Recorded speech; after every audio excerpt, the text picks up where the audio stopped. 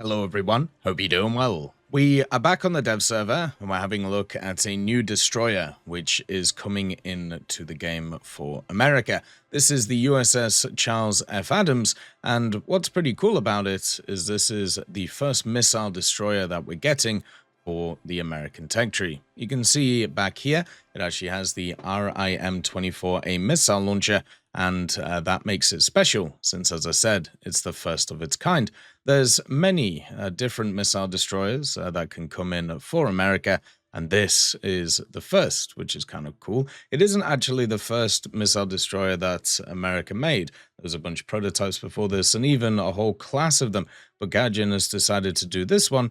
Don't really know why, but it's kind of nice to see. So the vehicle is rank 4, battle rating 5.3. You can find it right here between the Somas and then also the Atlanta. And at 5.3, it has a pretty interesting set of weaponry. Number one, it obviously has the RIM-24A missile launcher. This is very similar to the one that you'll actually find on the Dogi, which is right here. This one also fires the RIM-24. So if you want to see kind of the missile stats, you can check the Dogi when it comes to the standard game. The other thing that this vehicle gets, though, is some 5-inch guns. Now, these are the kind of modernized Mark 18s that the Americans use. They have a crazy fire rate, and also, because of this being a more modern destroyer, a Cold War destroyer, they also have really good targeting speed. So this vehicle has very good 5-inch guns. It gets 2 of them. So one on the front here and then one on the back. But even though it's only 2 of them, you can see that they'll be able to output a lot of damage. The crazy thing about it, though, is they only have 700 rounds. So you'll go through that very quickly with these vehicles, basically because you only have 350 rounds per gun. So you won't actually be able to last the whole match with just using these guns. It reminds me very much of some of the German destroyers that are around, where you basically get about like 5 to 10 minutes away from the end of the battle and you realize, oh, where did my ammo go? When it comes to other armaments, it also has access to some torpedoes. These are the Mark 44s. Not a huge deal. And then in the future, it might also get access to this, but at least right now, it isn't modeled as a part of it in the game. So you have access to a search radar as well. You also have a fire director, which, as you can see, is one of the more powerful ones in the game. And then at the same time, there's a bunch of kind of tracking radar detectors, so you'll be able to track aircraft as they come in. Because this is well, basically it's an anti-air destroyer. The guns themselves are multi-purpose. They have access to HE and also SP and HEVT, which is all nice. The HEVT obviously being very good at dealing with aircraft, but the SP is probably going to be the main one that you use since the guns are going to be used to target destroyers. And then you have the RIM-24A, which is the surface-to-air missile. You can see here it has a 50-kilo warhead on it, which is fantastic. It also has access to some penetration, so technically you can use this against other destroyers, which would be nice, and it's also semi-automatic guided. This means that you basically guide it with your mouse, which can be quite good. It also has a crazy good firing range and all of that good stuff. So yeah, you're basically just getting an anti-air destroyer, very similar to the Bravey that is actually in the Russian tech tree. It's been around for a while in the Blue Water Fleet. You can see it right here. It's even exactly the same BR because it's basically got the same setup as it. Obviously slightly different missiles, but basically the same. Now, in terms of armor, this thing is made of steel. It doesn't have the anti-fragmentation armor, which actually makes a lot of the American World War II destroyers very strong. So you're going to have to rely on just your crew there, but it does have some anti-fragmentation armor around the turrets. If you don't know what I mean, when it comes to the American ones, they have this right here, which just gives them a little bit of additional protection compared to a lot of other machines. But the Charles F. Adams, at least right now, does not have access to that. You do have 2 massive funnels and also some spread out engines and some pretty beefy transmissions. And of course, the bridge is at the front, just like most destroyers around the place. The general kind of build of this thing is very similar to the World War II designs for America. There are obviously some little intricate changes, but one of the factors is it just looks very, very similar.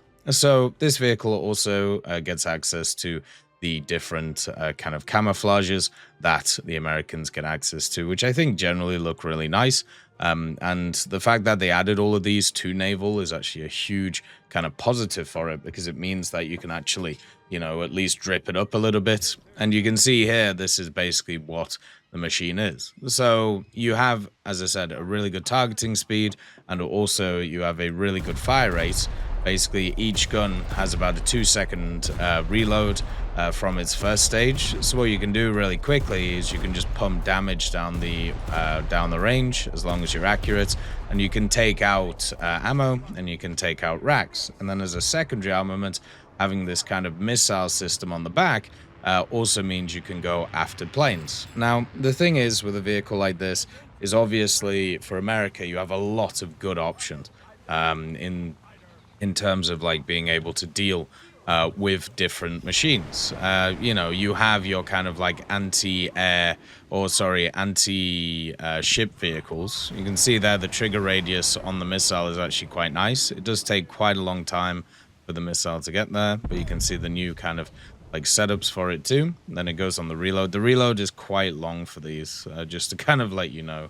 Like, it does have a really cool animation, which is pretty sick. Like, you can see that the missiles actually raise out of it, so you get to have a bit of fun there. But the fact is, America already has like a lot of machines around this BR that output a ton of damage to ships. So what I'm generally thinking in terms of this vehicle is it'll be basically a great second or third spawn, where if there are a ton of planes around the place, then you'll be able to deal with them.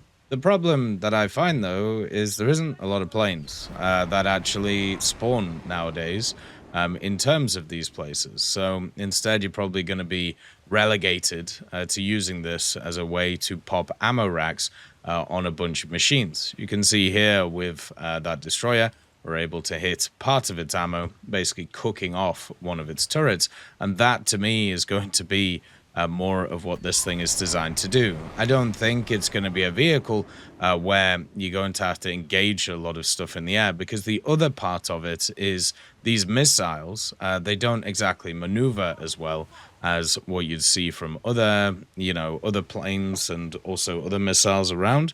So as the plane is maneuvering around, you have to follow it with this missile, and it's just going to be very tough to do. It's something that I have a problem with in the Bravey, where actually tracking the air targets once they're maneuvering, it's actually quite hard to do with these large things. So we'll have to see if this thing kind of sees play.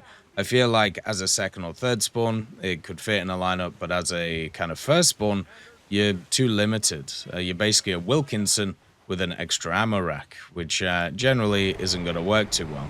The only thing that people are going to do, as I said, is from extreme ranges, they're going to try and use the RIM-24s to kind of pop targets. But guess what? You can do that with the Dougie and also with a bunch of other stuff too. So I don't think that's going to be something that works very well.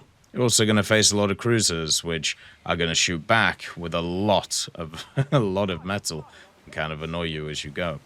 So as always, I hope you have a wonderful day, and I'll see you next time. I'd just like to thank GMG Smiley, CD Beans, Chieftain Mike, EMN3 Galaxy, Tulio Pontecorvo, Brendan Quinn, Carrion Crow, Gus Irenicus, Pyman, Wartinder, Teddy, Daniel Stanton, Martinez, B. Young, Ozzy Panzer, Alan Hacker, Liam Shear, Opium Prime, Lafouche, Sem, Aslan, Uncle Bean, and Derek R. for supporting the channel.